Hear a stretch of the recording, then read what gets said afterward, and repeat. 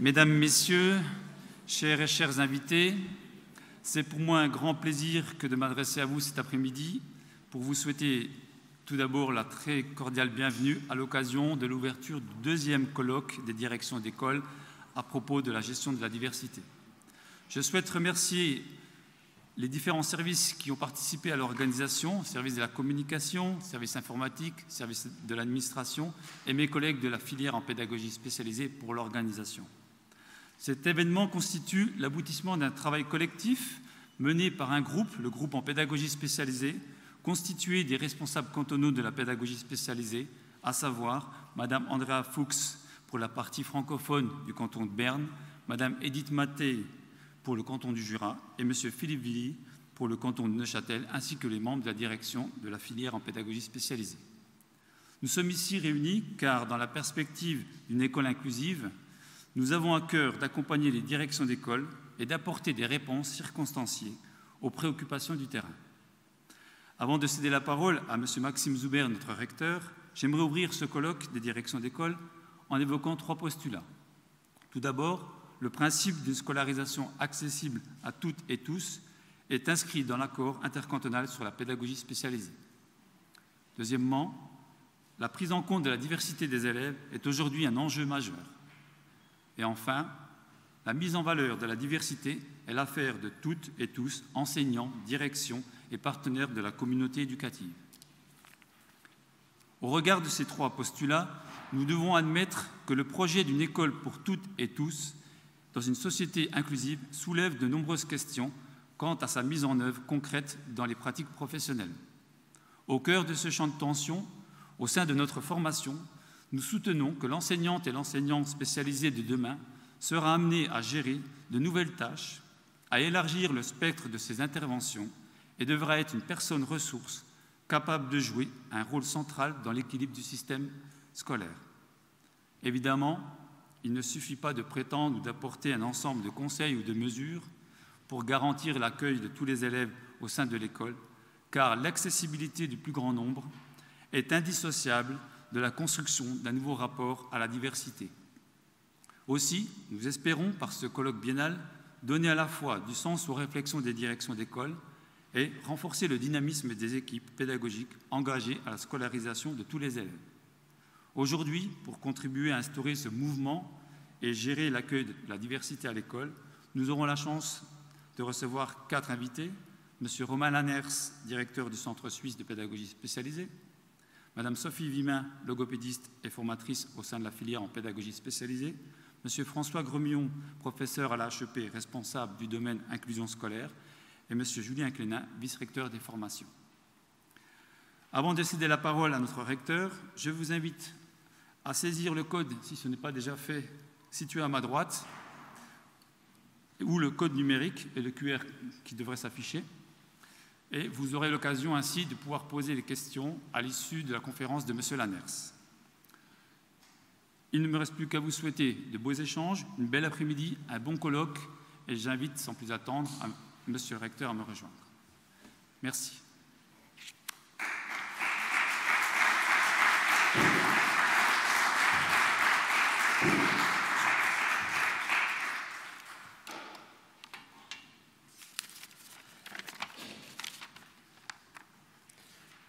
Voilà, mesdames et messieurs, en vos nombreux et divers titres et qualités, chers collègues, pour la 2e fois, cela a été dit, vous faites à notre haute école l'honneur de répondre à notre invitation et l'avantage de partager un moment de réflexion et d'échange portant sur une préoccupation commune. Aussi est-ce avec un grand plaisir, mesdames, messieurs, de vous saluer très cordialement au nom du rectorat et de vous souhaiter la plus chaleureuse bienvenue. Comme vous le savez sans doute, et si ce n'est pas le cas, je me fais un plaisir de le répéter, la HEP Béjune vient d'obtenir successivement une double certification ISO et surtout une accréditation fédérale. Ces 2 reconnaissances ont sanctionné positivement une conduite institutionnelle basée sur une stratégie définissant 3 axes prioritaires de développement. Le premier de ces axes affirme notre détermination à, je cite, « renforcer le statut de la HEP Béjune comme institution professionnelle de référence dans ses missions de formation, de recherche et de prestation de services auprès de ses partenaires de l'espace Béjune. » C'est bien de le dire, c'est bien de l'écrire, encore faut-il le faire.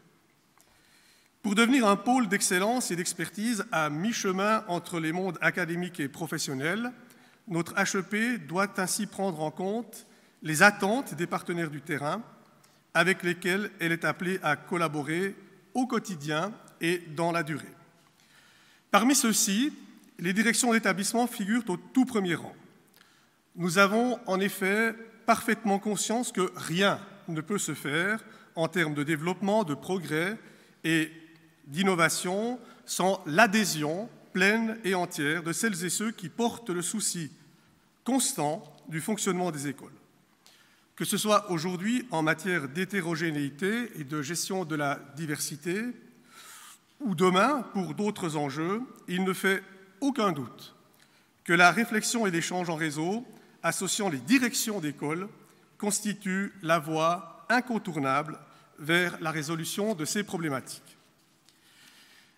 Nous sommes invités cet après-midi à mener une réflexion visant à mieux cerner ensemble les opportunités, les limites et les défis liés à la gestion de la diversité. Les différents intervenants, que je remercie au passage, dont en particulier M. Romain Lanners, directeur du Centre suisse de pédagogie spécialisée, et, il faut le souligner, président du conseil de notre HEP, les intervenants donc contribueront bien mieux que moi à nous guider dans cette réflexion. Je me permets pourtant modestement de partager avec vous une préoccupation. À l'heure où il s'agit de relever le défi de la diversité et de l'hétérogénéité et de l'inclusion, les risques d'échec ne sauraient être négligés. La gestion d'un enjeu de cette importance requiert en effet davantage que de bonnes intentions, aussi louables soient-elles. Ne pas avoir les moyens de sa politique ou les ressources financières et humaines de ses ambitions, mener une réforme au pas de charge, contraindre le personnel plutôt que l'emmener avec soi, minimiser l'inertie et les interrogations souvent légitimes du monde politique. Voilà autant d'écueils qui peuvent conduire à une impasse, voire, comme on l'a constaté ici ou là, à une sévère sanction démocratique. Alors qu'on entre dans une période d'inflation, pour ne pas parler de récession, on peut craindre une inadéquation entre objectifs et moyens. Et ce propos n'a rien d'idéologique et ne tient pas de la surenchère dans la bouche du recteur d'une haute école qui remplit sa mission avec les mêmes ressources depuis 20 ans. Faire mieux et plus avec moins ne sera pas possible. Cela vaut autant pour la HEP que pour les autres institutions du monde éducatif. Ce rappel étant fait, je m'en voudrais de manquer de remercier ici la direction de la formation en pédagogie spécialisée, représentée par José Rodriguez et Morgane Parat, direction à laquelle on doit l'heureuse initiative et l'organisation de cette demi-journée de réflexion. Enfin, je nous souhaite de fructueux échanges et je réitère notre gratitude à vous toutes et tous, mesdames, messieurs, chers collègues, pour votre participation, pour votre coopération, votre confiance et surtout votre soutien. Je vous remercie de votre bienveillante attention.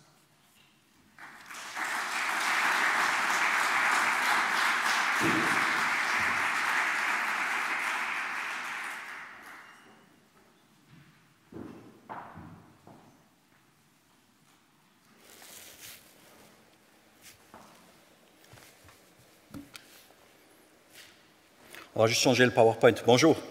Merci pour la petite introduction. C'est effectivement une question de moyens financiers. Je vais essayer d'apporter, je ne vais pas développer de l'argent parce que je n'ai pas d'impression, machine pour imprimer de l'argent à la maison, mais je pense qu'il y a une réflexion en arrière-plan qui va être importante entre le spécialisé et les moyens qu'on met d'un côté et de l'autre côté. Donc c'est cette réflexion-là, je pense, qui est importante. Et puis il y a toute une histoire qui est derrière. Semble-t-il, il y a un apéritif à la fin. Donc, juste donc, on va parler des vignes pour l'apéritif, mais ça c'est tout à la fin. On va d'abord regarder vers l'horizon, vers l'avenir. Qu'est-ce qui va être important au niveau de cette discussion de l'école inclusive? Il y a beaucoup de choses qui ont changé ces derniers temps. Respectivement, il y a des éléments qui sont restés assez figés ou qui bougent peu. Donc, c'est jeter un coup d'œil là-dessus pour mener la réflexion. Je pense qu'il n'y aura pas une révolution en Suisse à ce niveau-là, mais on doit quand même se poser la question comment bouger plus rapidement ce qu'on est en train de faire à l'heure actuelle. J'ai regardé un peu le dernier colloque, donc il y a différents éléments, la dernière conférence il y a 2 ans et demi, donc il y a différents éléments qui ont été cités, et je pense qu'ils restent d'actualité. Ce qu'on voit il y a 2 ans et demi, le logo de l'HEP a changé entre-temps, mais pas que ça. Donc on a passé par le Covid, on a vu que l'école est agile et réactive. On a aussi vu que les écoles qui sont plus sur une voie inclusive étaient plus aptes à réagir rapidement sur les questions d'inclusion des élèves. Maintenant, je suis déjà à l'Ukraine. L'inclusion des élèves à l'Ukraine, qui viennent d'Ukraine. Donc, on a un système qui est face à des changements et qui réagit assez rapidement. Donc, il y a quand même un espoir qu'on peut changer des choses. Il faut juste prendre effectivement, comme M. le recteur l'a dit avant, c'est un projet de partenariat avec tous les partenaires. Il faut faire 1000 petits pas, mais il faut que tout le monde fasse des petits pas pour aller plus loin. Donc j'espère apporter un petit regard en plus cet après-midi. Et puis je vous ai apporté une image, je vous laisse la regarder un peu. Il y a même la magie de la technique, on peut l'agrandir. C'est quelque chose qui vous frappe. C'était il y a 200 ans, le début de la psychiatrie moderne. Il y avait le médecin Philippe Pinel qui cassait les chaînes des malades psychiques, respectivement des personnes en situation de handicap ou les criminels qui étaient attachés dans les hôpitaux psychiatriques. Donc on cassait les chaînes. À l'époque, c'était un signe fort. Maintenant, on doit peut-être casser certains principes qui nous guident à l'heure actuelle. Je vais en montrer l'un ou l'autre par après. On est aussi dans une vague de changement plus générale avec le programme de développement durable de l'ONU, respectivement. C'est aussi la Confédération qui a un agenda 2030 et la CDIP, mais aussi l'accent sur la qualité de la formation, respectivement aussi sur la diversité, l'équité dans la formation. Donc on est dans une vague vers des changements qui sont demandés au niveau international, respectivement, qu'on va voir apparaître chez nous. J'ai fait un petit programme pour cet après-midi. C'est vrai que les politiques vont jouer un rôle important, comme il y a un message politique et puis aussi un accord politique pour les changements. Donc on a besoin de ce commitment politique fort. On est en route vers une école inclusive. On a commencé, il y a encore du chemin à faire. On va parler un peu de la justice éducative, ce que l'on sait en Suisse, quels sont les facteurs qui influencent. Et puis la gestion des ressources et le leadership. Donc c'est vrai que les ressources sont là. Peut-être elles sont mal distribuées, et puis voir comment on peut les distribuer autrement. Et puis il y aura les conclusions de la discussion. Donc je vais essayer de garder l'heure sous l'œil, donc j'ai jusqu'à 3 heures. Première question qu'on va se poser, l'école, elle est là pour qui? Est-ce qu'elle est là pour les bons enfants? Les bons élèves? Ou est-ce qu'elle est là pour tous les élèves? C'est un petit clin d'œil, c'est un village au sud de la France, en Provence, qui s'appelle Les Bons Enfants. Puis dans ce village, il y a une école, voilà, c'est l'école des bons enfants, mais je pense que c'est une question importante qu'on doit toujours se poser, l'école, elle est là pour qui? On a une histoire plus proche de chez nous, c'était l'école des garçons, l'école des filles. Donc la séparation, elle a encore duré un certain temps. Et puis si on regarde les plans d'études qu'il y avait il y a 100 ans en arrière pour les écoles des filles, qu'est-ce qu'on apprenait? À coudre, à cuisiner, s'occuper des enfants, faire le ménage, etc. Donc les attentes qu'on avait envers les femmes étaient quand même très limitées. On voit un peu la même problématique, les attentes qu'on n'a pas pour des élèves qui ont des difficultés, parfois elles sont aussi très limitées. Qu'est-ce qu'on voit? Puis ça c'est important. Maintenant on rigole, école des filles, école des garçons. J'avais montré cette image à des élèves de l'école primaire à Fribourg lors d'un après-midi scientifique. Les élèves disaient, mais à l'époque ils étaient un peu fous de séparer les garçons et les filles. Peut-être dans 50 ans, les élèves de l'école primaire vont dire, mais à l'époque, c'était un peu fou de séparer les uns des autres de manière plus générale. Mais est-ce qu'on voit l'attente qu'on a envers les garçons et les filles, le résultat, c'est que même si c'est marqué ici égalité, si on regarde les égalités des salaires à l'heure actuelle entre les hommes et les femmes, on n'est pas toujours au même niveau. Peut-être c'est aussi l'effet de ces attentes ou de cette séparation qu'on faisait à l'époque. Il faut pas aller en France pour trouver les écoles avec 2 entrées. Ça, c'est à Pont-en-Ongo, à Fribourg, où j'habite. Donc, il y a aussi une entrée pour les garçons et pour les filles. Donc, ça reste encore au niveau architectural. Pourquoi, au niveau maintenant de la pédagogie spécialisée, on a fait cette scission, donc l'école spécialisée et puis l'école ordinaire? Ça remonte à l'AI. Donc, l'AI a joué un rôle important, la Confédération en 1960.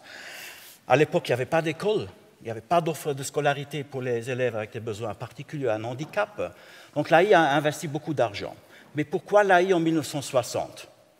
Donc l'AI remonte, je ne vais pas maintenant faire un cours d'histoire, remonte à la Deuxième Guerre mondiale, où dans tous les pays européens, il y avait beaucoup de gens qui revenaient de la guerre, qui étaient mutilés ou qui étaient invalides. Puis il fallait trouver des solutions de soutien financier rapide. En Suisse, on a commencé à discuter sur l'AI en 1920. Avec aussi l'AVS, donc il y a eu des discussions pendant 40 ans.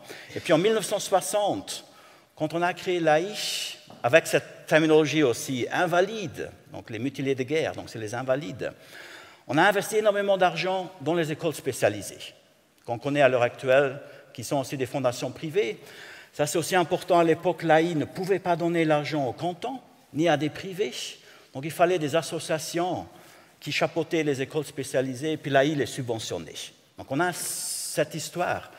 Or, ce qui est problématique, si l'AI était venue 10 ans plus tard, peut-être on n'aurait plus construit d'écoles spécialisées. Mais c'est l'histoire. On a discuté 40 ans, peut-être on aurait dû discuter 50 ans. Mais voilà, on ne peut pas corriger. Ce qu'on voit au niveau des mouvements de normalisation, valorisation des rôles sociaux, qualité de vie, autodétermination, participation, c'est des concepts théoriques qui sont venus juste après qu'on a commencé à construire nos écoles spécialisées. Une chose importante, c'était en 78 en Italie, c'était le Basaglia, je pense que c'était le ministre, qui a décidé de fermer toutes les institutions. Puis du jour au lendemain, on a tout fermé et les ressources qui étaient là, on les a investies dans le régulier. On verra après l'effet que ça a eu. L'autre chose qui est importante au niveau international, c'est la fameuse déclaration de Salamanque, qui vise un peu la transformation des écoles spécialisées vers des centres de ressources. Je vais aussi revenir sur cela par après. Après, on a toute une série de législations au niveau de la Suisse qui sont calquées. Donc, il y a un commitment politique, comme les politiques font des lois. Les lois influencent le terrain. Donc, c'est important. Puisqu'on voit en Suisse, à l'heure actuelle, la situation, c'est qu'on a 2 silos. On a le silo de l'école ordinaire, et puis on a le silo pour les élèves qui ont, les premiers, c'est les troubles de comportement, donc ils ne restent pas assis. Après, il y a handicap physique, visuel, auditif, troubles du langage, respectivement, difficultés d'apprentissage, déficience intellectuelle. On a créé ces écoles spécialisées pour répondre aux besoins des élèves qui ont des besoins particuliers ou qui étaient en situation de handicap ou de déficience. Qu'est-ce qu'on voit? Qu'est-ce qui se passe? Un élève qui est à l'école ordinaire, s'il arrive à l'école ordinaire, souvent avant, le tri est déjà fait, et puis l'élève en situation de handicap va tout de suite dans une école spécialisée, il ne passe même pas par l'ordinaire. Mais beaucoup d'élèves de l'école ordinaire, quand ils posent problème au système ordinaire, on va les transférer dans le spécialisé. C'est bien ou pas bien, c'est une question, je laisse ça ouvert, mais quand on regarde au niveau du retour, une fois qu'on est dans le spécialisé, on ne retourne plus vers l'ordinaire. Donc ça, c'est vraiment une problématique qu'on a. Les statistiques le montrent, donc c'est vraiment, voilà, c'est important à prendre en considération. Et puis on a, dans ces 2 silos, on a 2 logiques de fonctionnement qui sont différents. Donc l'école publique, c'est donc les pouvoirs publics qui financent, c'est les communes et les cantons, en fonction des cantons en Suisse. Par contre, les écoles spécialisées restent toujours la propriété de fondations privées. Eux, ils font ce qu'ils veulent, entre guillemets, et puis qui reçoivent des subventions des cantons, etc. Donc pour une école ordinaire, c'est intéressant d'envoyer les élèves qui ont des besoins particuliers dans l'école spécialisée, ça coûte moins cher à la commune, comme c'est le canton qui va payer. Donc là aussi, il y a des phénomènes de financement intéressants ou systémiques à prendre en considération. Donc on a fait cette différenciation externe au lieu d'une différenciation interne. Et puis on veut créer à l'école ordinaire une homogénéité artificielle, parce que notre société est heureusement hétérogène. Pourquoi créer une homogénéité artificielle à l'intérieur de l'école? Question à se poser. Et puis, j'ai oublié un point, les deux systèmes parlent un autre langage. Donc l'école ordinaire a son plan d'études, l'école spécialisée a son plan d'études. Ils ont une pédagogie qui est différente chez l'un et l'autre. On a des manières de faire qui sont différentes. Finalement, les élèves parlent deux langages différents. Puis après, on attend que l'élève qui a des difficultés au niveau de la réintégration, qui réapprend le langage de l'école ordinaire. Et puis très souvent, c'est voué à l'échec. Donc attention. Et donc, cette différenciation, je pense que vous connaissez tous Madame Bémol, Mademoiselle Bémol, pardon. Donc, c'est la fameuse classe des hyperactifs. Donc, il y a juste Madame Bémol qui n'est pas hyperactif et la fille au milieu qui tient la langue. Donc, est-ce que c'est bien de mettre tous les élèves qui ont des difficultés similaires dans la même classe? On peut imaginer des élèves qui ont des difficultés de langage. Donc, des problèmes logopédiques. Est-ce que c'est bien de faire des écoles de langage? Et puis, à l'intérieur de la classe, chaque élève a des difficultés, des problématiques différentes. Quel est le modèle qu'on a devant soi pour apprendre à parler correctement? Quand on met tous les élèves ensemble qui ont des troubles de comportement, est-ce qu'ils ont un modèle devant eux de comportement plus adéquat? Donc, c'est des questions à se poser. Et puis, on a eu une recherche de l'Université de Saint-Gall qui a mis en évidence, qui a aussi reçu le prix de la recherche en éducation l'année passée, qui a mis en évidence quand on cumule les élèves à difficulté dans un espace ensemble, c'est néfaste pour tout l'espace, donc pour la classe, pour les autres élèves. Donc, l'accumulation, très souvent, ce n'est pas très bénéfique. Donc, heureusement, j'espère qu'il n'y a plus Mademoiselle Bémol, peut-être elle existe encore sous un autre nom. En Suisse, on a fait une scissure avec l'AI. C'était important en 2007, le fameux concordat de pédagogie spécialisée, où c'est plus l'AI qui s'occupe des écoles spécialisées. Donc, à l'époque, quand c'était l'AI, c'était un mineur assuré, ce n'était pas un élève. Donc, c'était un assuré, ce n'était pas un élève. Avec le changement, la RPT, donc la répartition des tâches entre la Confédération et les cantons, et la cantonalisation de la pédagogie spécialisée, ces élèves sont devenus des élèves à part entière. Or, ils vont toujours à l'école spécialisée. Donc, il y a le concordat. Ce qu'on voit, c'est un concordat qui est un peu mou, entre guillemets. Donc, le soutien politique, on ne l'a pas dans tous les cantons. Et puis, le concordat en tant que tel, on aurait pu attendre un peu plus. Mais voilà, ça a été décidé, peut-être comme une étape intermédiaire en 2007 par rapport à cela. Vous connaissez cette pyramide. C'est donc au niveau des mesures, donc le socle de base, c'est l'école ordinaire avec la différenciation pédagogique, les différents processus qu'il y a. Après, il y a des aménagements spécifiques, comme la compensation des désavantages ou d'autres soutiens, les mesures ordinaires. Et la pointe de l'iceberg, maintenant avec le concordat, c'est les mesures renforcées, donc les mesures pédagogiques renforcées. Et souvent, on va voir apparaître des adaptations du plan d'études roman. Et puis, dans les mesures renforcées, on aura l'école régulière avec les systèmes intégratifs, et puis on a le système ségrégatif ou séparatif avec les écoles ou les classes spécialisées. Donc, on a eu un changement. 2007, on va voir qu'est-ce qu'on sait sur ce changement à l'heure actuelle. Donc, on a aussi des nouvelles statistiques, un peu plus détaillées que ce qu'on avait à l'époque. Donc, on fait la distinction maintenant entre les élèves qui sont en classe spécialisée, les élèves de l'école spécialisée, et puis les mesures renforcées, respectivement les adaptations du plan d'études. Donc là, depuis 2017, on a ces statistiques, et on voit que ça bouge un peu, mais pas trop. Voilà, c'est une image un peu plus nette que ce qu'on avait à disposition à l'époque. Maintenant, il y a un interacteur ou un partenaire ou un stakeholder international qui nous secoue un peu le prunier. Donc, on a l'AI en 1960, comme on a vu avant, déclaration de Salamanque avec les centres de ressources. Et puis, je vais avancer un peu plus. Ce qui va être important, c'est la Convention de l'ONU relative aux droits des personnes en situation de handicap. Donc, la Suisse a adhéré en 2014. On a déposé le premier rapport en 2017, et puis en mars dernier, on a présenté le rapport au Comité des droits de l'homme de l'ONU à Genève, respectivement, c'était hybride à Berne, et puis on est demandé d'écrire un deuxième rapport en 2028. Donc on a 6 ans pour redresser un peu la situation. Et les critiques étaient quand même assez massives. Première chose, le président du comité a dit que la Suisse était un très beau pays, très riche, et qui était un peu surpris que la Suisse était très peu avancée au niveau du plan d'une société intégrative, inclusive. Donc voilà, ça m'a un peu surpris. Après les observations qu'ils ont faites, qu'on est toujours très ancré dans un modèle médical, avec un langage dégradant. Donc c'est le terme qu'ils ont utilisé avec les invalides. Quand j'ai un handicap, je suis un invalide. Après, je reçois une allocation d'impotent. Donc, ce n'est pas une terminologie respectueuse. On va aussi au niveau de l'école, on va parler des patients. Je me rase toujours les cheveux quand j'entends certains intervenants parler des patients, de thérapie. L'école, c'est une institution thérapeutique. Et puis, le nouveau truc que j'ai entendu, c'est les clients.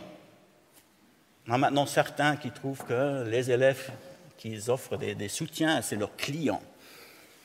L'autre chose qu'ils ont trouvé, qu'il y a trop de settings séparatifs en Suisse, et puis qu'il y a trop peu de ressources dans les écoles ordinaires. Donc là, le constat. Qu'est-ce qu'ils nous recommandent? Il y a la liste des langues, maintenant juste pour l'éducation, c'est d'introduire un droit à l'éducation inclusive. Ça va avoir un potentiel ou un explosif au niveau des discussions politiques. Imaginons que le Conseil fédéral ou le Parlement l'introduit, les cantons devraient bouger assez rapidement pour répondre à ce droit. Est-ce qu'on va le faire?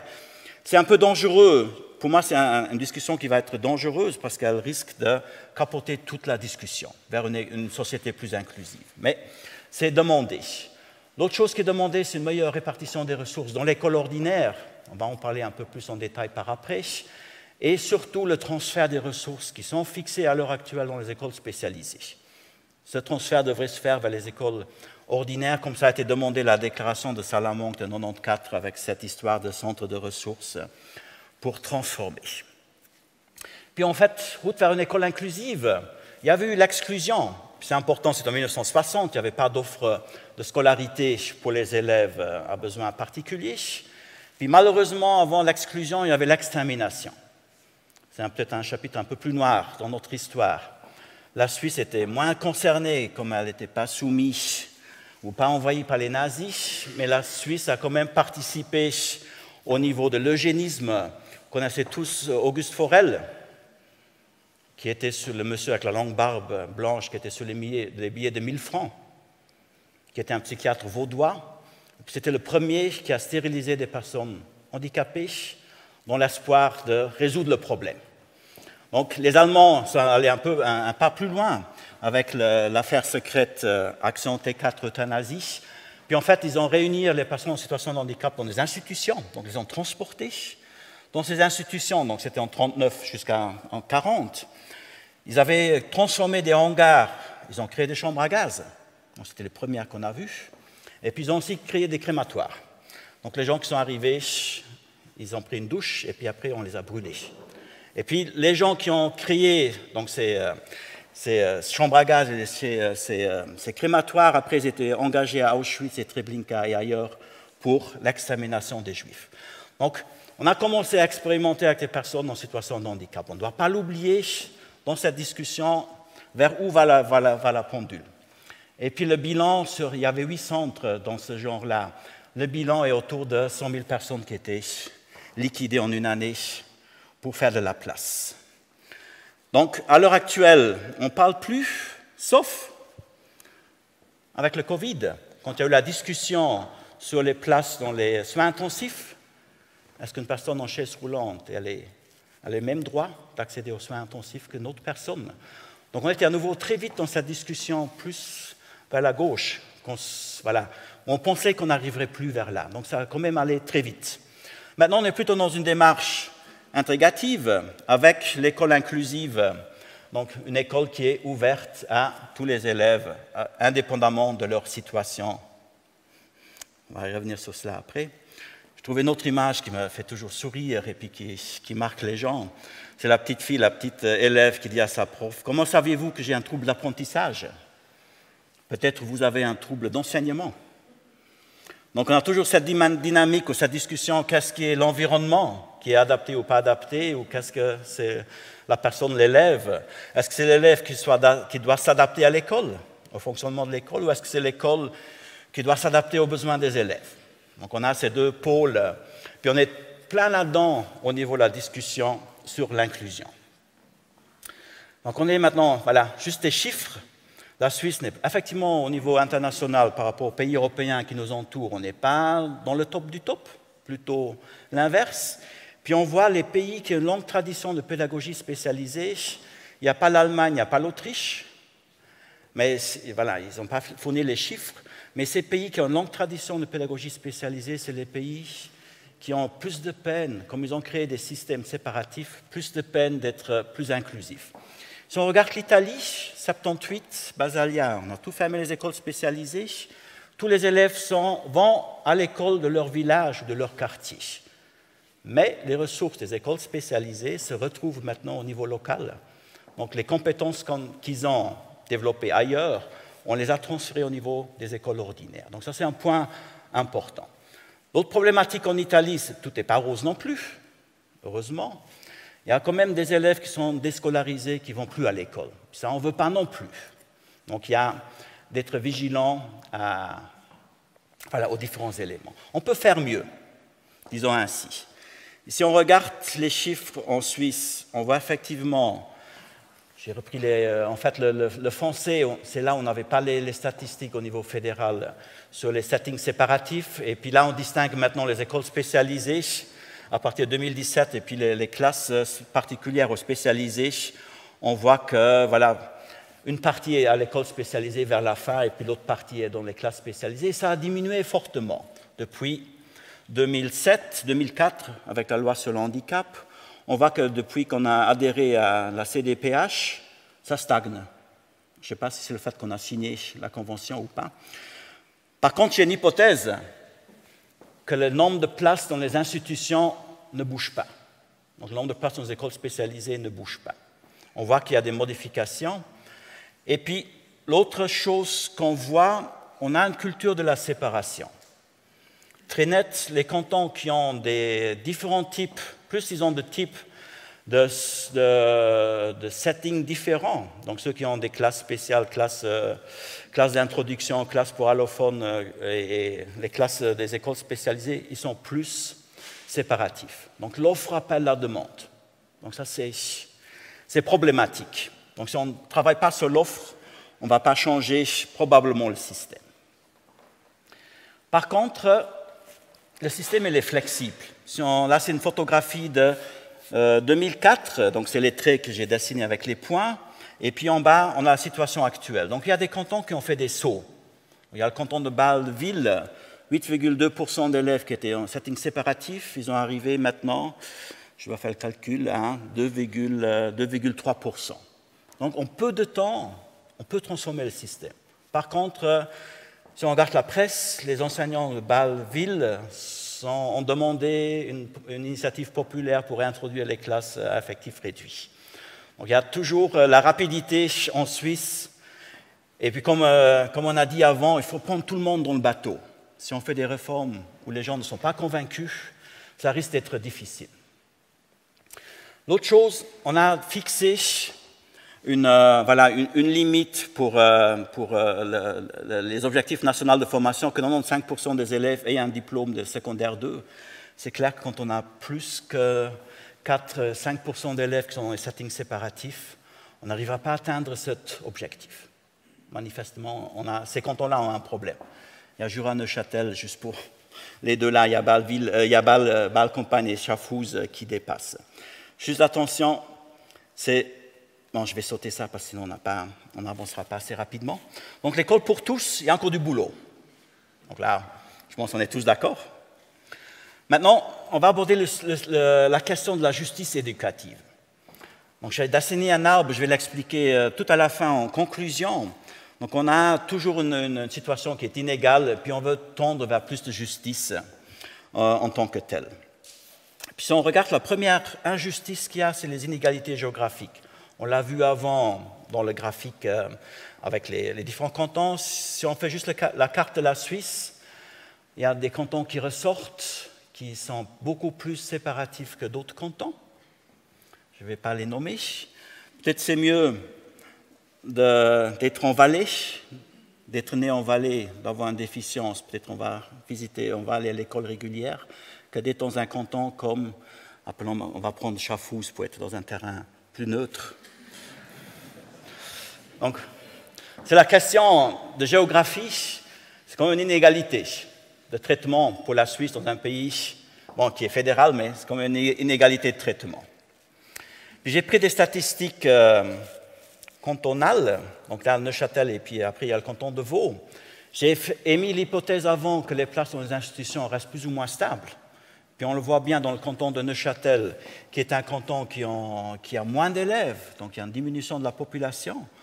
Et puis le trait avec les points, respectivement avec les losanges, c'est ce qu'on attendrait au niveau des besoins par rapport à 2008-2009. Donc le nombre d'élèves diminue. Normalement, on devrait dire que le nombre de besoins particuliers par rapport aux classes spéciales de cette offre, respectivement pour les places dans les institutions, devrait diminuer. Et c'est que nenni. Donc on remplit les institutions, les écoles spécialisées parce qu'il y a des places. Si j'ai de la chance ou de la malchance qu'on découvre mes difficultés en septembre, je vais peut-être finir en école spécialisée et plus jamais retourner.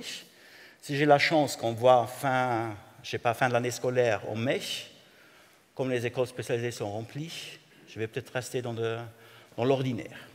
Donc l'offre crée la demande. Puis dans le canton de Vaud, qui est en augmentation de population, donc il y a plus d'élèves, puis on voit que le nombre de places dans les institutions n'augmente pas. On pourrait dire que les besoins augmentent, comme il y a plus d'élèves. Or, ce n'est pas le cas. Puis le canton de Vaud a pris la politique de diminuer le nombre d'élèves dans les classes spécialisées. Donc là, c'est l'offre qui crée la demande. Donc c'est un point important. L'autre chose, on me dit toujours quand je compare les cantons que ce n'est pas très bien parce qu'on ne peut pas comparer les pommes et les poires. Donc j'ai trouvé les statistiques du canton de Neuchâtel par rapport à Neuchâtel. Donc si on regarde... Et puis, c'est une autre problématique qu'on a en Suisse. Voilà, le canton est un acteur dans l'éducation, et puis il y aura les cercles scolaires, respectivement les établissements scolaires qui jouent un rôle. Et puis là, au niveau des classes spéciales, c'est les classes spéciales pour tous les cycles. Il y a le cercle scolaire du Val-de-Travers qui est en dessous de la moyenne suisse, et les autres sont tous au-dessus. Si on regarde au cycle 1, au troisième cycle, donc le cycle d'orientation, c'est peut-être mieux de ne pas habiter à la Chaux-de-Fonds, parce qu'on a 6,1 fois plus de chances de finir sa scolarité dans une classe spéciale. Donc, ce qui est énorme, 12%, je pense là, on bat tous les records suisses et internationaux, au niveau de la séparation. Puis on sait quand on est dans un setting séparatif, le retour vers l'ordinaire devient compliqué. Puis on voit un autre phénomène intéressant. J'avais fait avant la carte de la Suisse, puis on voit effectivement les cantons de montagne, comme on les appelle, sont plus inclusifs. Puis on a une corrélation négative entre les surfaces non productives et le taux de séparation. Plus les surfaces non productives, comme les montagnes, les lacs, etc., sont importants dans un canton, plus on est inclusif. C'est tout simple, les distances géographiques sont trop grandes. Donc, on va essayer de trouver une solution sur place. Respectivement, les classes spéciales, on n'a peut-être pas une homogénéité, on n'a pas assez d'élèves qui ont des problématiques similaires pour les mettre dans une classe spéciale. On va essayer davantage trouver une solution intégrative. Malheureusement, on ne peut pas déplacer les lacs et les montagnes en Suisse, mais on peut aller s'inspirer des modèles, des cantons qui font différemment de ce que nous on fait, ou d'autres font. Puis l'autre chose qui est connue, mais on le voit très bien, donc c'est au niveau le sexe, donc le genre, et puis le contexte de migration. Donc on a, selon les statistiques, 51% de garçons à l'école obligatoire. Et puis, si on regarde la répartition dans les classes d'introduction, les classes pour allophones, les autres classes spéciales, c'est-à-dire les classes à effectifs réduits, les classes de l'école spécialisée, les mesures renforcées, les objectifs adaptés 1 ou 2, ou voire 3 ou plus, les garçons sont surreprésentés. Donc, c'est mieux d'être une fille en Suisse. On sera plus intégré. Et puis, ça se renforce avec le statut de migration. Donc on a 26,7% d'élèves qui sont en statut de migration. Et puis là, on voit, ils sont surreprésentés. Si on rajoute encore le sexe, des garçons avec un contexte de migration, c'est clair que pour les classes pour allophones, c'est des classes spécifiques pour eux, ils sont surreprésentés, mais dans toutes les autres mesures de séparation ou des mesures de pédagogie spécialisée, ils sont surreprésentés, ce qui devrait nous interroger. C'est aussi pour cela que la CDIP a créé une nouvelle commission sur l'équité éducative pour aborder ces questions-là. Ça se renforce, pas besoin. On va aborder le dernier point, la gestion des ressources et le leadership. Donc on dit toujours qu'il y a une explosion des coûts de la pédagogie spécialisée. Ça fait 5 ans que je suis au CSPS, ça fait 5 ans que je cherche cette explosion des coûts, et ça fait 5 ans que je ne la trouve pas. Donc c'est une impression qu'on a, je ne sais pas d'où elle vient. Si on regarde les dépenses en Suisse, les coûts de la formation, donc elle augmente effectivement, donc c'est l'ensemble, en bas, le noir ou le trait foncé, c'est ce que payait l'AI à l'époque, donc jusqu'en 2007-2008. Après, c'est les écoles spécialisées, le violet un peu plus foncé, et puis le violet plus clair, c'est les dépenses pour la scolarité obligatoire. C'est vrai que les dépenses augmentent proportionnellement au PIB. Tout devient plus cher. Mais moi, j'étais surpris quand je fais le trait, la moyenne sur les 20 dernières années, au niveau des 30 dernières années, au niveau du PIB, on reste pratiquement stable. Donc ça, c'est important. Mais on a effectivement des ressources qui sont fixées en bas, là, dans un socle, qui ne sont pas à disposition du régulier. L'autre question qu'on doit se poser, c'est grâce aux statistiques au niveau des objectifs adaptés. Donc on a 12% des élèves qui sont dans une école spécialisée qui suit un plan d'études régulier. Et puis dans les classes à effectifs réduits, donc les autres classes spéciales, il y a 41% qui suivent un plan d'études régulier. Donc on les met dans des settings qui sont très chers. On pourrait, avec peut-être moins de moyens, les accompagner dans l'école ordinaire. Ou si on renforce le système de l'école ordinaire, on pourrait peut-être les intégrer très facilement. Mais on a ces deux silos qui nous posent problème. L'autre chose, c'est la question des transports. Donc, je suis un élève dans une école spécialisée, il y a le matin le taxi qui vient me chercher, comme je ne vais pas à l'école de mon village ou de mon quartier, je vais être conduit dans une école spécialisée. Dans certains cantons, ça peut être 1 heure le matin, 1 heure l'après-midi pour rentrer à la maison. Donc l'argent qu'on investit, l'argent de la formation, est-ce que c'est mieux de l'investir dans une entreprise de taxi? Ou est-ce que ce n'est pas mieux de l'investir dans la formation des élèves en question? Je pose la question. Je pense que vous connaissez tous les budgets de transport. Puis c'est vrai qu'en plus, voilà, question à poser. L'autre question qu'on se dit, on veut toujours plus de ressources. On a besoin de plus d'enseignants spécialisés, de logopédistes, de psychomotriciens, etc. Or, si on fait la comparaison entre les cantons, ce n'est pas nécessairement par le fait qu'on a une proportion plus élevée de personnel spécialisé que les cantons en question sont plus inclusifs. Ce n'est pas nécessairement la dotation au personnel qui est la clé. Il y a d'autres processus qui vont jouer un rôle. Puis on voit au niveau de la transformation de la pédagogie spécialisée, là je parle principalement de l'enseignement spécialisé, on a vu une diversification des offres. À l'époque, c'était un soutien individuel dans une classe, respectivement c'était l'école spécialisée ou les autres classes spécialisées. On va apparaître en fonction des cercles scolaires, en fonction des cantons, que le rôle des enseignants spécialisés, c'est aussi de conseiller et de soutenir les titulaires de classe. Donc on va travailler ensemble. Et puis aussi les responsables d'établissement, donc qu'on crée des équipes pour soutenir, que les ressources qui sont là pour soutenir les établissements, respectivement les enseignants titulaires, au lieu de faire de l'individuel le cas échéant. On a aussi des conseils, des accompagnements spécifiques par rapport aux différents types de handicap, les assistances scolaires, l'intégration dans les classes ordinaires, le soutien individuel. Donc on va apparaître plus de ressources qui sont mises à disposition des écoles, mais aussi des enseignants ordinaires. Mais on garde toujours les écoles spécialisées à côté qui fixent pas mal de ressources. Puis l'autre chose, la question s'est posée plutôt par rapport à la logopédie et puis la psychomotricité, c'est l'efficacité comparative.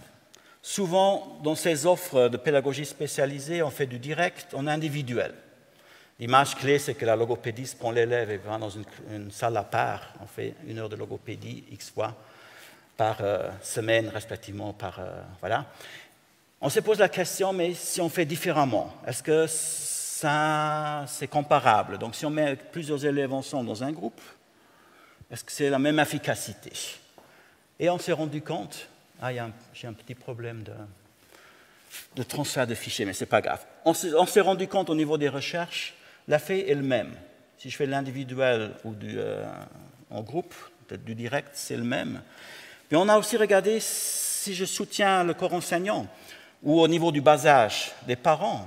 Donc si le spécialiste soutient l'enseignant ordinaire et puis, ou les parents, le résultat est le même. Mais surtout, ce qui est intéressant, le résultat est le même que de faire de l'individuel.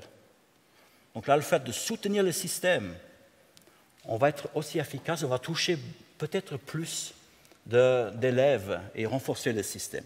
On entend toujours, Suisse centrale, il n'y a pas assez de logopédistes, c'est une des problématiques. Et peut-être par le fait qu'on n'a pas assez, on devra trouver d'autres modèles de fonctionnement qui sont aussi efficaces et puis qui sont prouvés par des recherches.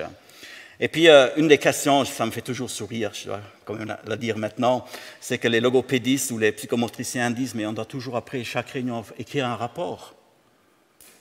Or, il n'y a personne qui va lire ces rapports. Et surtout, il n'y a personne qui a mandaté les rapports. Je pense qu'un enseignant n'écrit pas non plus un rapport après chaque heure de cours. Ça ne serait pas gérable. Et puis, je ne vais pas m'étaler sur cette pyramide maintenant là, c'est juste les différents types de modèles qu'on peut avoir au niveau de graduer les interventions des spécialistes en fonction des besoins du système et de l'élève. J'arrivais à un dernier point, c'est la question de l'accessibilité pédagogique ou le design universel de l'apprentissage.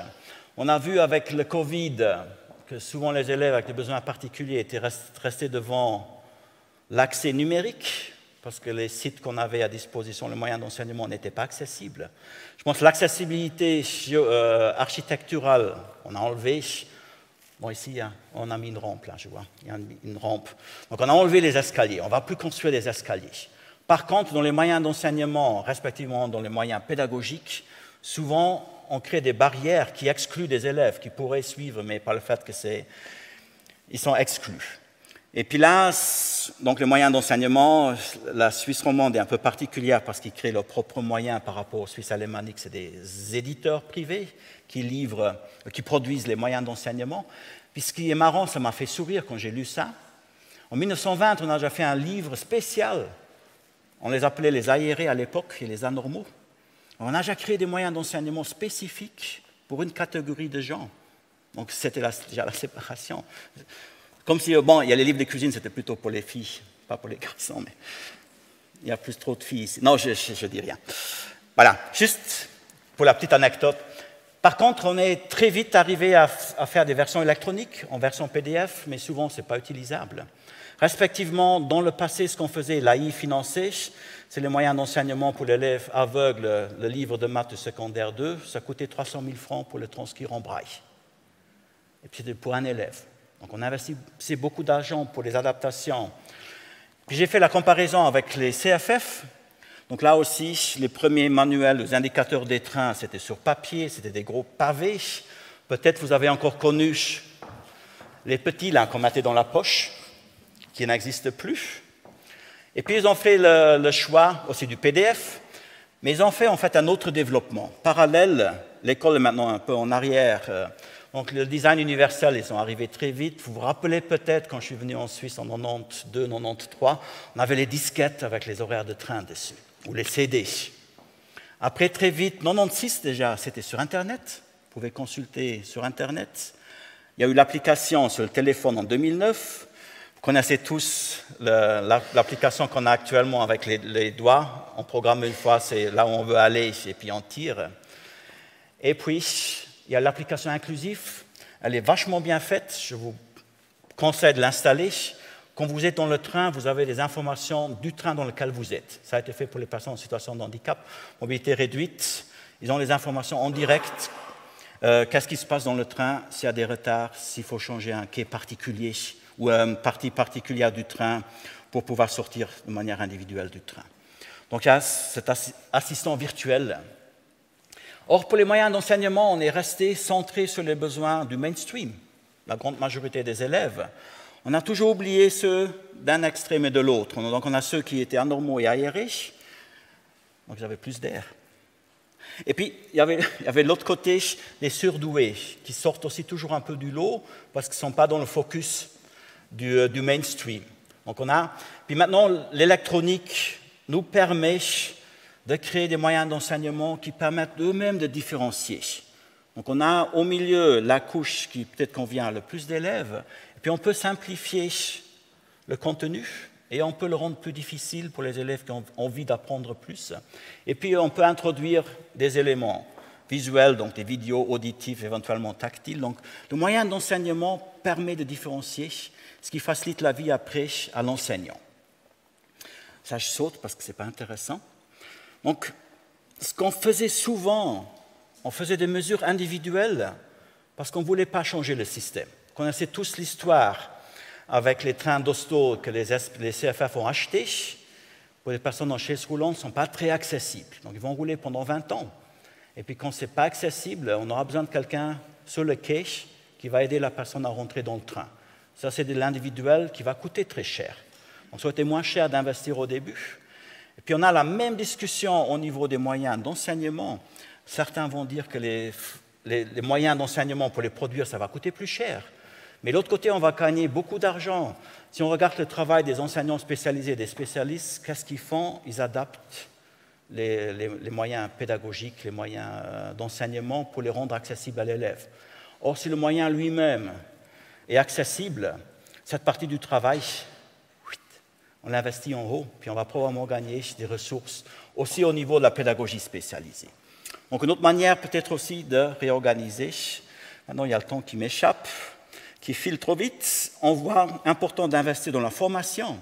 On a fait un grand pas en Suisse en 2019 avec le nouveau règlement pour les enseignants ordinaires. La diversité, la collaboration, le soutien des élèves à besoins éducatifs particuliers fait partie de la formation. On voit les premiers fruits qu'on voit, donc les nouveaux qui sortent. Il y a la question des settings inclusifs et la collaboration inclusive pour l'enseignement spécialisé, de renforcer, de quitter cette idée de l'école spéciale, donc les settings séparatifs, et certainement aussi intéressant pour vous la question de la collaboration inclusive et le leadership inclusif pour les directions d'école. Et ça maintenant on va sauter, je vais aussi sauter cela. Donc l'idée, ce serait, au lieu d'avoir 2 silos, pas casser les chaînes, mais casser les barrières et puis créer une nouvelle école. Je ne l'ai pas dessinée. Elle va prendre toute une autre forme, peut-être que celle qu'on connaît à l'heure actuelle, mais où c'est une école où les élèves, indépendamment de leur situation personnelle, trouvent une réponse à leurs besoins. Donc, ils peuvent visiter l'école de leur quartier ou de leur village.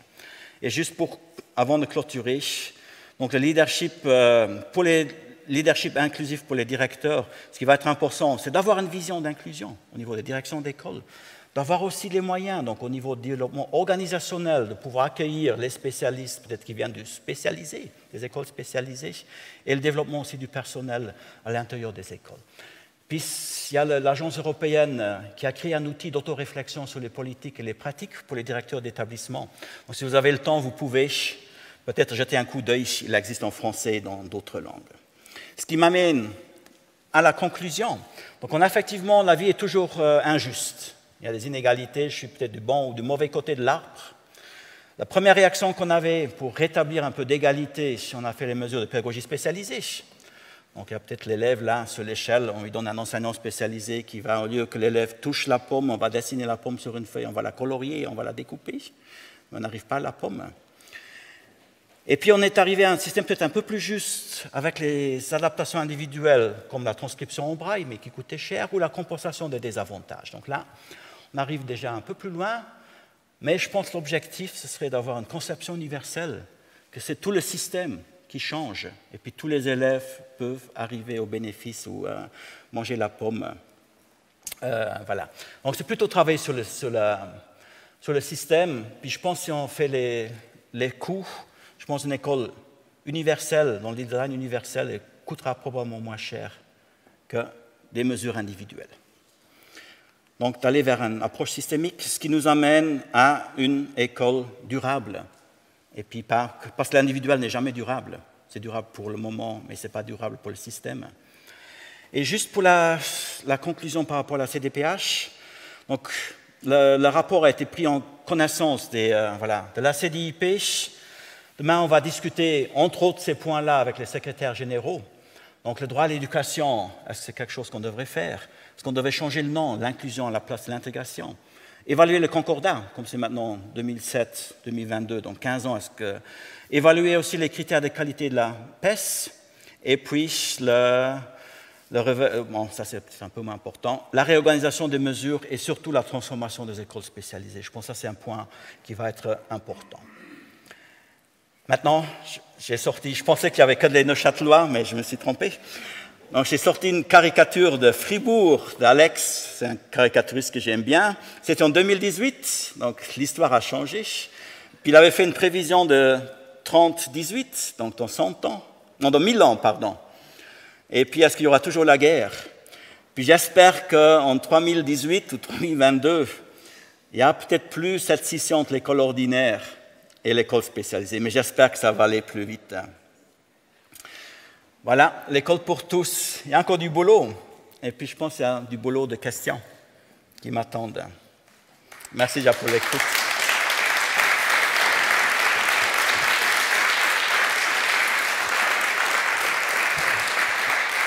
Merci. OK.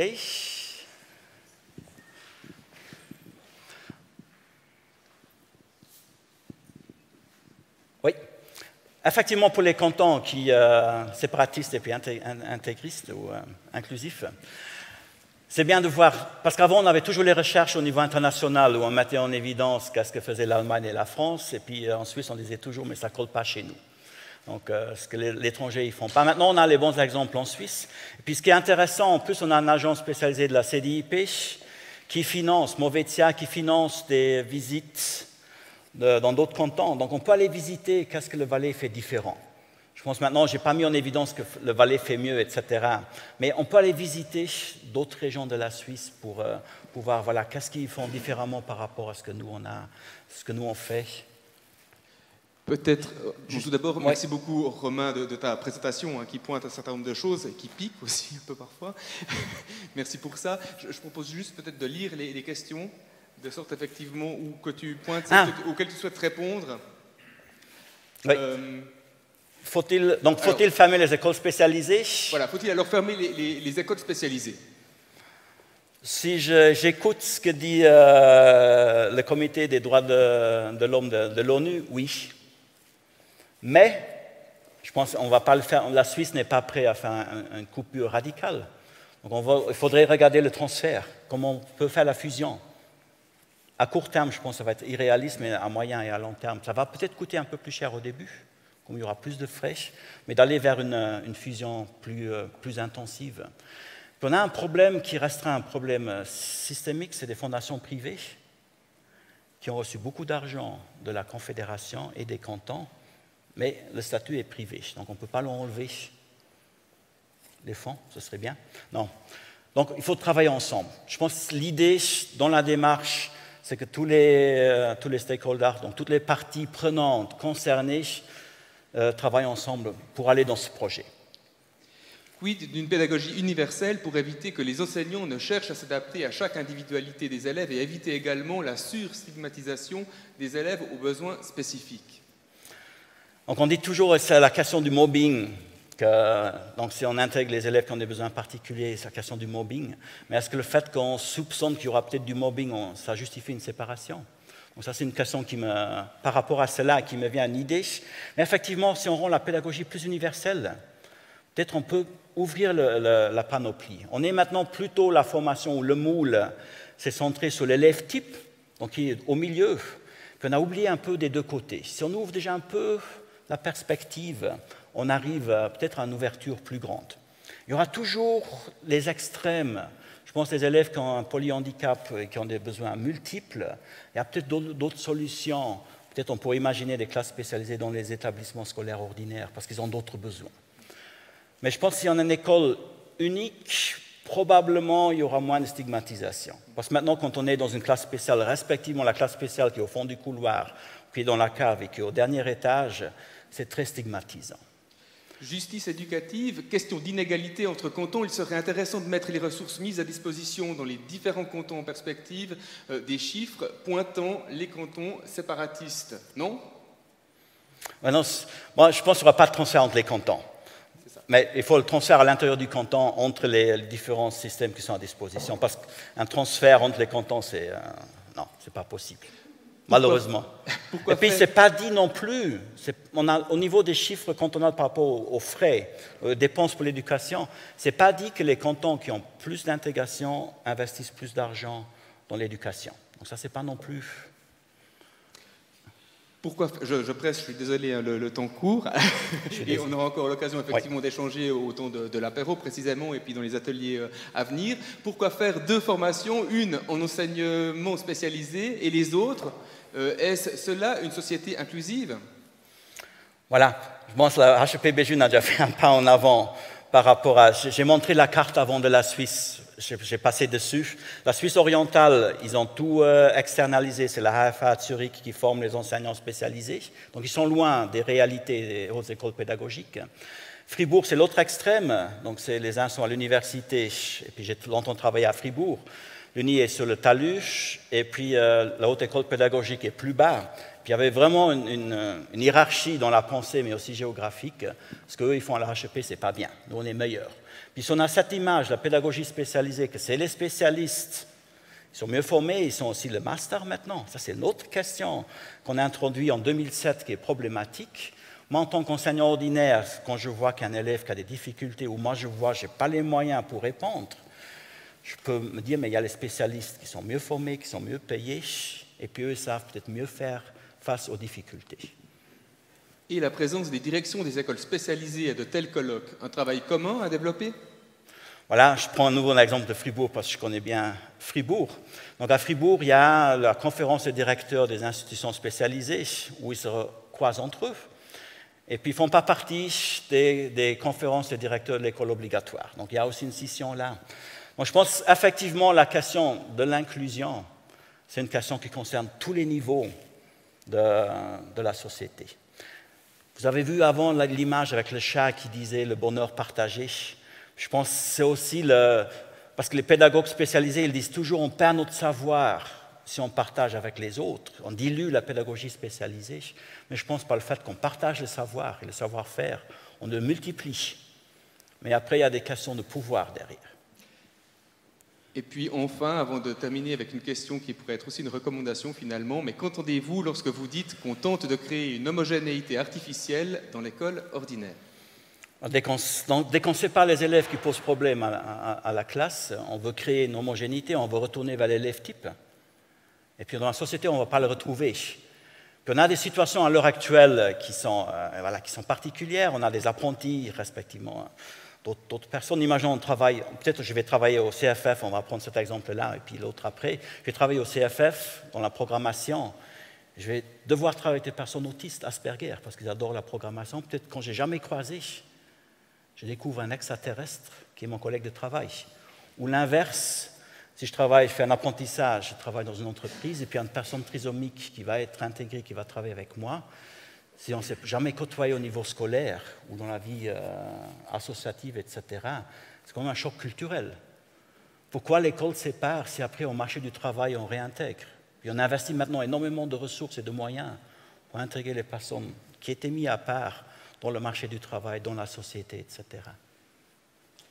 Et pour terminer, cette dernière question avec laquelle on pourrait finalement rester en guise de première étape, au niveau de l'école ordinaire, utilisation des ressources spécialisées en appui de la formation régulière. Peut-être qu'on peut laisser là le point d'interrogation pour poursuivre cette réflexion pour nous-mêmes. Quid de l'accompagnement de la HEP Béjune à l'endroit des directions d'école, respectivement des enseignants, respectivement des élèves. À toi, Julien Clénin, vice-recteur des formations. Volontiers, merci. Alors, c'est toujours assez délicat d'entrer de plein fouet dans une présentation, qui plus est juste avant l'apéro, parce que je sais que la tension est tout à fait singulière durant ce moment-là. Alors, je vais faire en sorte de vous accompagner dans cette réflexion et qui a finalement, mon propos aura deux axes autour de cette réflexion. Donc avant d'entrer dans le vif du sujet et de finalement déterminer que fait la HEP? Alors je le confesse, je réduis assez souvent ma fonction à répondre à cette question-là. Alors que fait la HEP? Mais au-delà de ça, l'enjeu pour moi est aussi de marquer l'importance que l'institution qu'est la HEP Béjune porte aux directions d'établissement et respectivement aux fonctions des directions d'établissement. Donc, vous l'aurez compris, mon propos, c'est finalement quel est l'impact des directions d'établissement finalement sur les enseignants et les pratiques enseignantes et, in fine, sur l'apprentissage des élèves. Je vais m'arrêter et m'atteler à cette question-là. Et dans un deuxième temps, finalement, en quoi est-ce que la HEP Béjune peut vous accompagner, peut vous suivre dans, finalement, votre travail en tant que dirigeante ou dirigeant scolaire. Alors, si je m'arrête sur ce point, le premier point, c'est parce qu'effectivement, et c'est intéressant qu'aujourd'hui on ait cette réflexion ensemble, c'est qu'il y a une étude conséquente qui vient de sortir respectivement en 2021, une étude de Grissom et consorts, une étude qu'on appelle une méta-analyse. Alors, je vais me permettre de cibler un petit peu ce qu'est cette méta-analyse pour finalement pouvoir vous illustrer en quoi est-ce que les directions d'établissement ont un impact sur l'apprentissage des élèves. Alors concrètement, la méta-analyse, en quoi consiste cette méta-analyse? C'est de partir d'une analyse de toute la littérature, à un moment donné, qui porte sur finalement ce lien entre direction et respectivement apprentissage des élèves. Alors là, l'équipe de Grissom a repris une étude qui avait été menée dans les années 2000 et qui porte sur 20 ans d'études. Alors, Leeswood avait fait son étude des années 80 aux années 2000, et là, l'étude porte en fait des années 2000 aux années 2020. Donc, c'est un recensement de la littérature qui porte toutes les recherches qui ont été menées dans le domaine. Alors, concrètement, à la fin, alors je vous épargne le détail, mais à la fin, ils ont retenu seulement 219 études. C'est dans le contexte nord-américain, donc c'est aux États-Unis. 219 études qui étaient, selon les chercheurs, les auteurs, qui étaient suffisamment inscrites scientifiquement avec une méthodologie qui était transparente et claire et en adéquation avec le contenu et l'objet observé. Donc, à partir des 4800 documents, ils sont arrivés à 219 études. Alors, concrètement, que disent ces études? Alors, premier élément, en fait, c'est qu'il observe que par rapport et comparativement à l'étude de Leeswood de 2004, c'est qu'en fait, il identifie le fait que l'impact des directions avait été en son temps sous-estimé. Donc, c'est un élément fort parce qu'effectivement, sous l'étude de Leeswood, il y avait une proportion très faible, finalement, de l'impact que les directions ont sur, et j'insiste, sur l'apprentissage des élèves. Et là, maintenant, cette analyse fait qu'effectivement, on a dû sous-estimer à l'époque et que les directions d'établissement ont un impact sur l'apprentissage des élèves. Alors c'est vrai de manière empirique, alors nous on a la chance quand on travaille de manière transversale à HEP, c'est qu'on visite énormément d'établissements scolaires, de l'espace Béjune, mais aussi Romans. Et c'est vrai qu'on perçoit, et c'est pour ça que je parle de manière empirique, on perçoit de vraies différences, des cultures d'établissement singulières et différentes.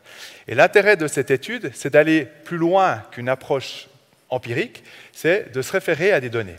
Alors, un des éléments, et je lis la troisième puce ici, l'impact sur les apprentissages des élèves d'un directeur ou d'une directrice efficace par rapport à un directeur moins efficace équivaut à près de 3 mois d'enseignement additionnel par année. Donc, ça correspond à 3 mois supplémentaires en fonction du leadership de la direction d'établissement. Donc, un impact fort. Et l'autre élément qui relève ici, cet impact est proche de l'effet enseignant. Alors, quand on parle de l'effet enseignant, c'est véritablement, finalement, l'impact des enseignants face à leurs élèves. Donc, non seulement c'est proche, mais en plus, l'intérêt de l'effet direction d'établissement, c'est qu'il porte non seulement sur les élèves d'une classe, mais sur l'ensemble des élèves de l'établissement scolaire.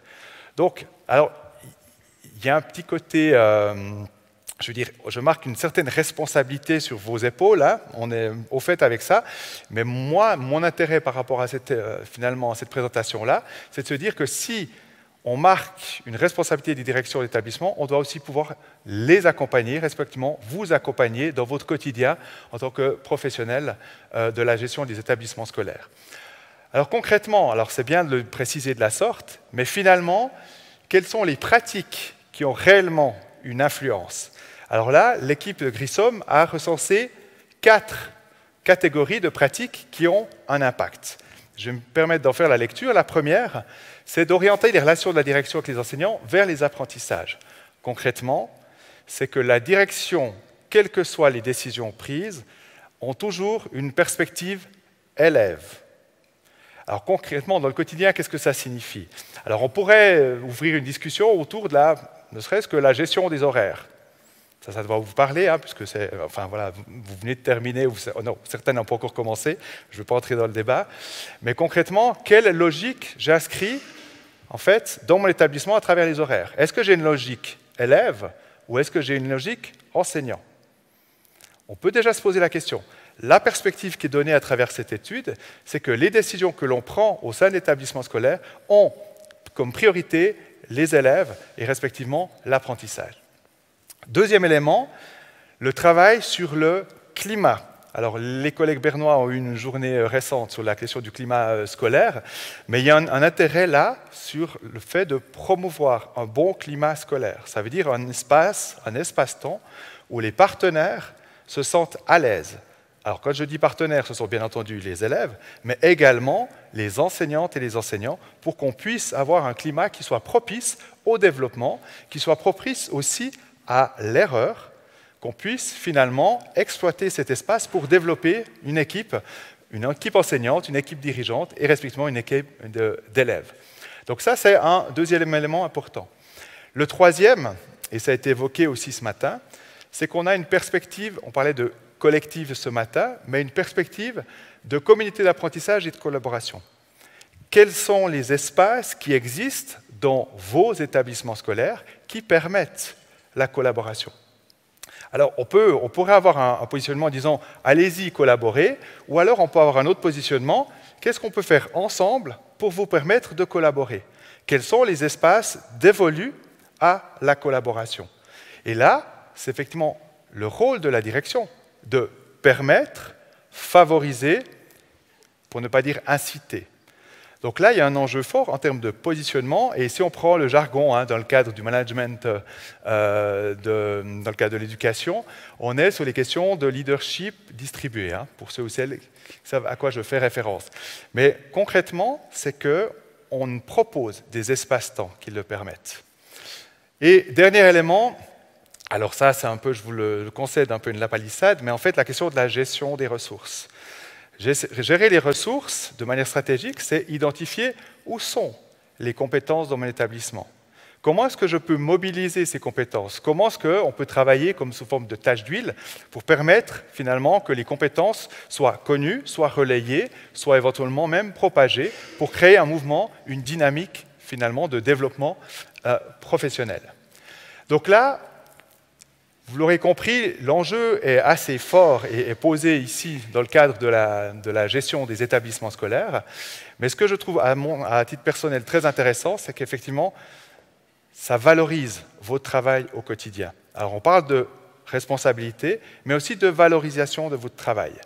Et pour moi, ça c'est un enjeu fort. Donc concrètement, c'est bien beau de dire ça et de peut-être culpabiliser un peu, c'est dire mais comment est-ce que l'HEP Béjune peut finalement vous accompagner pour bien saisir les enjeux autour de cette profession qu'est la vôtre.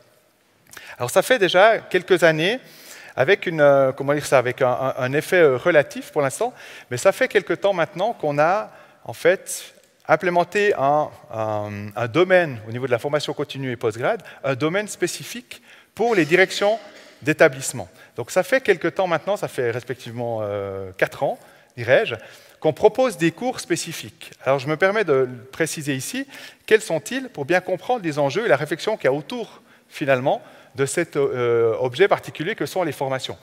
Là, vous voulez trouver d'ailleurs la publication de la formation continue, je fais de la pub à vertu non lucrative. Elle vient de sortir, vous l'avez peut-être reçue dans vos établissements scolaires, merci de la relayer au cas où. Mais là, c'est des cours spécifiques pour vous, en tant que dirigeante ou dirigeant scolaire.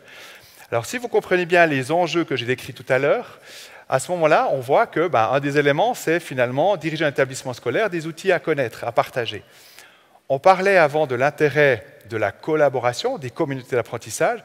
Vous comprenez à travers ça que l'idée, c'est aussi de favoriser une communauté d'apprentissage avec les directions d'établissement. Et dans un des ateliers, une collègue posait la question et faisait référence à la solitude, finalement, de la direction. Il est clair que plus on prend on gravit des échelons, c'est un peu présomptueux de dire ça, mais plus on se sent seul face à l'activité, face à la tâche. Donc la mise en réseau est aussi un développement professionnel. Je ne vais pas tous les reprendre, mais aussi un des points, le troisième ou dernier, accompagnement et gestion stratégique du changement. On est en plein dans l'inscription d'outils qui vous permettront et qui vous permettraient finalement de gérer le changement, avec les contenus qu'on a vus aujourd'hui. Avec la question, je dirais la problématique inhérente à l'inclusion, on a entendu qu'il y avait de vraies questions pragmatiques, centrées finalement sur votre activité. Finalement, comment est-ce que je fais pour amorcer, pour développer un changement, et quels sont finalement les écueils, voire les pièges à éviter dans ce contexte-là. Et là, potentiellement, vous pourriez avoir un certain nombre d'éléments qui vous sont proposés. Et le dernier, je prendrai le leadership de toute une équipe, ou toute l'équipe, marquer finalement le collectif au niveau de la direction d'établissement, qu'est-ce qu'on peut mettre en place et quels sont, je disais tout à l'heure, les espaces temps dévolus à la collaboration. Et si on parle de leadership distribué, c'est que véritablement à un moment donné, j'aimerais pouvoir faire d'évoluer des compétences ou alors partager, j'aimerais que les enseignantes et les enseignants puissent me faire part d'un certain nombre d'éléments qui sont proposés pour le développement de l'école et pour peut-être inscrire la question de l'inclusion au sein de l'établissement scolaire pour en faire quelque chose. Autre élément qui pour moi a aussi une très très très forte inscription et une grande importance, c'est que, et ça c'est depuis cette année qu'on le propose formellement aux directions d'établissement, c'est la question de l'accompagnement des équipes ou des individus qui sont à la tête des établissements scolaires de l'espace Béjune. On voit, l'idée, c'est trois outils différents qui permettent le développement professionnel. Et souvent, bien malheureusement, dans l'ensemble des métiers de l'humain, ces outils sont exploités régulièrement. Dans le monde de l'enseignement, c'est quelque peu plus fragile, je dirais. La question de l'analyse de pratique, alors, les étudiants à HEP n'ont pas le choix, ils doivent suivre des cours d'analyse de pratique, de réflexion sur pratique, etc. Mais dès le moment où on entre dans le terrain en tant que professionnel, quels sont les espaces qui permettent le dialogue, l'échange, la confrontation? Et là, l'idée proposée, c'est effectivement, en fonction de demandes de votre part, pouvoir proposer des groupes d'analyse de pratique. Alors je sais que dans certains cantons, c'est le canton qui le propose, tant mieux, et il faut poursuivre. L'autre élément, c'est la question de l'accompagnement. J'aime pas le terme coaching, mais des fois on est un peu plus clair avec ça, et ça me permettra de distinguer aussi la notion de supervision tout à l'heure. L'accompagnement, et ça on le fait déjà, il y a quelquefois des équipes de direction qui sont face à une situation problème dans le cadre de leur établissement. En fait, ils nous sollicitent pour pouvoir les accompagner dans le pilotage d'un changement particulier que je ne pourrais pas forcément préciser ici. Mais l'idée, c'est véritablement d'avoir un regard externe porté finalement sur un fonctionnement au sein de l'établissement scolaire. Et là, c'est des outils qui sont très efficaces, j'y reviendrai tout à l'heure, pour permettre finalement le développement et surtout pour pouvoir restituer des problématiques dans un cadre qui se veut sécurisant et sécurisé. Dernier élément, la supervision. Alors là, on a aussi, on forme, vous savez qu'il y a un master en supervision que nous proposons ici à l'HEP, mais avec cet outil-là, on a véritablement un accompagnement, alors soit de la supervision individuelle, mais aussi la supervision d'équipe. Concrètement, ça veut dire que vous pouvez avoir une personne, et je ferai juste la distinction, alors les puristes ne m'en voudront pas trop, j'espère, mais la distinction entre la supervision et le coaching, l'idée du coaching, c'est qu'on va donner des pistes un peu pour vous challenger, etc. La supervision, c'est de travailler avec la personne pour qu'elle puisse faire, elle, émerger en fait, un certain nombre, pour vous poser les questions qui vous permettront finalement de développer, de trouver vos propres pistes qui seront finalement peut-être plus efficientes dans votre contexte. Donc la supervision dans les métiers de l'humain autres que l'enseignement, c'est quelque chose qui est vraiment exploité. Dans nos métiers, que sont finalement métiers d'enseignement, pour l'instant, c'est extrêmement rare. Alors, En pédagogie spécialisée, les étudiants doivent passer par la supervision, mais c'est le seul espace-temps. Et après, effectivement, on a peu, même si ça commence à se développer, par bonheur, en fait, ça commence à se développer dans le métier, parce que des espaces de dialogue, des espaces de parole sont fondamentaux, qui plus est, dans le contexte actuel de notre école qui évolue, qui change. Et on a eu une magnifique approche cet après-midi autour de cet objet. Dernier élément que je souhaitais partager avec vous, sous forme de réflexion. Alors, j'espère ne pas vous piquer trop. Après, on se retrouve à l'apéro tout à l'heure, donc si jamais vous pourrez me le relayer. Dernier élément, dans l'étude de Grissom, qu'est-ce qui est dit? Je me permets de le lire. Les pratiques de supervision et direction peuvent favoriser un climat positif à l'école, ainsi que la rétention du personnel. Alors ça, c'est une pub magnifique. Que dit Grissom? C'est qu'effectivement, l'accompagnement des directions permet effectivement, donc l'accompagnement sous différentes formes, permet finalement de favoriser un climat. Ça, c'est le premier élément. Et un deuxième point, et ça, c'est une invitation à la réflexion, c'est qu'une pratique de l'auto-évaluation de l'établissement scolaire favorise le développement professionnel. C'est quoi? C'est qu'à un moment donné, quand l'établissement décide de presser sur pause et d'observer son fonctionnement, d'observer ses pratiques et de finalement essayer de voir comment est-ce qu'on fonctionne et comment est-ce qu'on peut mieux fonctionner, ça permet effectivement à chaque constituant de l'établissement, donc les enseignantes et les enseignants et la direction, de se remettre en question et finalement de développer des outils qui permettent le développement professionnel. Et là, ça c'est un enjeu fort et on voit très bien, voilà, alors il y a mon nom qui apparaît, c'est parce que j'ai accompagné un établissement et respectivement 2 établissements différents et il y a un vrai enjeu là pour permettre le développement, ce qu'on appelle d'une culture de l'évaluation au sein de l'établissement scolaire. Et quand on arrive à inscrire une culture d'évaluation au sein de son établissement scolaire, ça veut dire qu'on permet le dialogue, on permet l'échange et on permet la confrontation finalement à l'autre adulte. Et vous savez qu'une des grandes fragilités de notre école, et d'ailleurs c'est Pernou qui disait, une grande crainte des enseignantes et enseignants, c'est de mourir seul, une craie à la main, devant son tableau noir. Et je pense qu'effectivement, aujourd'hui, on est de plus en plus condamné à ouvrir sa classe, dans la perspective souvent de l'inclusion d'ailleurs. Et là, la perspective qui est proposée, c'est qu'on puisse avoir une observation d'un collègue sur sa pratique et de pouvoir échanger, partager, dans une perspective de développement professionnel. Donc je souhaitais finalement vous lancer ces deux éléments-là pour vous laisser réfléchir, discuter, confronter. Et ce qui est clair, c'est que nous sommes à votre disposition à tout moment si vous souhaitez creuser un certain nombre d'éléments. Je pense important de vous dire, donc nous sommes aussi là pour vous accompagner et on n'est pas seulement dans de la rhétorique, on aimerait aussi vous proposer finalement de l'agir professionnel. Voilà, alors j'ai fait, je me suis dit, oui, parfait pour l'apéro, c'est parfait. Alors, ça c'est pour éviter les questions que je lance ça directement. J'ouvre volontiers un espace, au besoin il peut y avoir un micro où vous vous exprimez fortement. Je ne sais pas si éventuellement il y aurait une question de votre part par rapport aux quelques éléments que j'ai pu vous proposer à l'instant.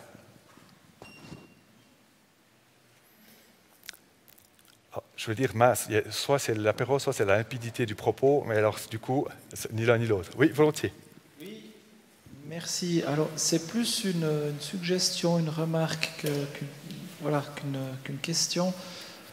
J'ai trouvé intéressant tout ce qui tournait autour de la supervision, alors qui était orienté, comme je l'ai compris, par rapport à la rétention du corps enseignant. Dans le canton de Neuchâtel, je ne sais pas ce qu'il en est dans les autres cantons, on observe quand même aussi un certain tournus au niveau des directions. Donc voilà, c'est simplement une remarque et puis peut-être une invitation aussi à la réflexion à ce niveau-là. Et puis peut-être ce qui peut aussi être fait en collaboration avec le canton, avec les centres scolaires. Et ça, c'est un point qui est très important en fait. La question finalement du turnover, c'est comme ça qu'on l'appelle dans l'autre jargon, mais au niveau des directions d'établissement. Et c'est peut-être là, parce que je parlais de la solitude du responsable ou de la responsable, ça c'est quelque chose qui est étayé et qui est reconnu. Donc le fait d'avoir des espaces de discussion, de dialogue, de partage, et ça c'est ce que dit en fait finalement Grissom, ça permet justement d'asseoir et de confronter le fait que finalement on vit des mêmes difficultés, on était confrontés finalement aux mêmes problématiques. Et après, le partage, c'est que moi, j'ai pu trouver des solutions de ce type-là. Un externe peut dire, mais est-ce que vous avez déjà essayé ceci? Et on construit ensemble. Et je pense que j'insiste, mais l'idée de la communauté de pratique et d'apprentissage aurait toute sa raison d'être au niveau des directions d'établissement. Quand on sait la pression que l'on a en tant que directrice et directeur, on sort d'une période qui était ubuesque, je ne vais pas la nommer autrement, où il y avait énormément de pression avec voilà, des contraintes externes très très fortes. Et là, il faut qu'on puisse tenir. Et le fait de tenir, c'est ensemble qu'on pourra tenir, effectivement.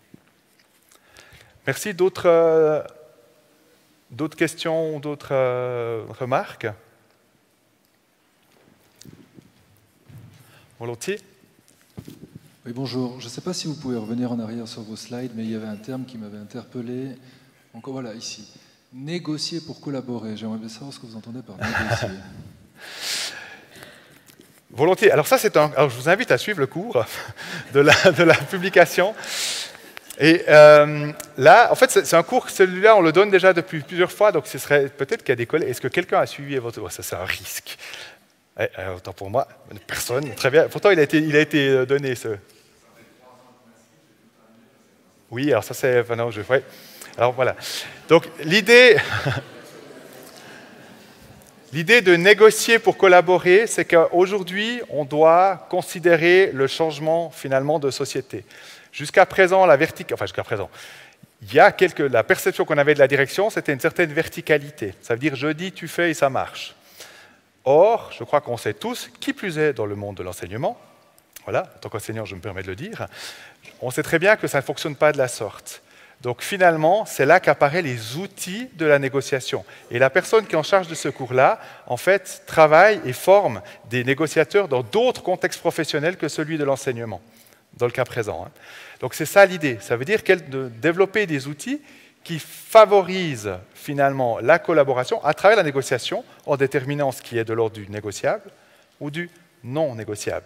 Et on sait bien qu'avec nos collègues enseignantes et enseignants, mais aussi avec les élèves, on a un changement de paradigme. On pourrait prendre la fameuse théorie de McGregor avec les XY, mais ce n'est pas l'enjeu. Je ne sais pas si je réponds à... Je vous invite à suivre. Merci. Est-ce qu'il y aurait d'autres questions? D'autres remarques? Alors, en tous les cas, je demeure à disposition déjà à l'apéro. Et puis après, volontiers aussi à disposition, vous pouvez nous contacter si voilà, il devait y avoir autre chose pour la suite. Je vous remercie de votre attention et bonne continuation à vous. Merci.